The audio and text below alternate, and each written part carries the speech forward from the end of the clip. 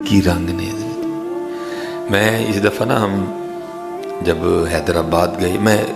کہ تو بندہ واہ چوں نکلتا ہے نا تو ہم نے آخری پروگرام کیا گھوٹ کی حیدرآباد میں سندھ یہ بالکل یہ تقریباً پنجاب کے بارڈر کے پاس آ جاتا ہے صادق آباد کے قریب گھوٹ کی تو پھر رات ہم گھوٹ کی ٹھہرے تو صبح ہماری پھر جو ہے نا وہ کراچی کے لیے واپسی تھی وہاں ہم نے رات کو حیدرآباد میں ایک پروگرام کر کے پھر ہم نے اسلام آباد آنا تھا تو وہ جب ہم نکلے نا تو وہ گھوٹ کی کوئی ادھر راستے میں کوئی چائے کی دکان ہے جہاں گڑ کی چائے ملتی ہے تو سارے جو گھوٹکی سے مجھے چھوڑنے آئے وہ کہنے لگے حضرت جی چاہ نہیں نہ پیتی تو پھر گھوٹکیاں آندہ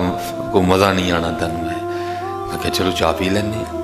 تو ہم اڈے پہ تقریباً کوئی 10-12 بندے بیٹھ گئے تو وہاں نہ ایک حضرت جی بندہ بیٹھا ہوا تھا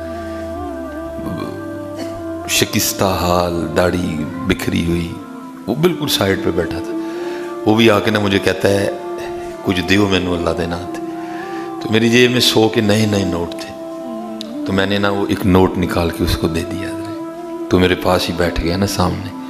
اب دیکھو جس کی ہوا نکلتی ہے پھر اس میں کیا کیا رنگ آتے ہیں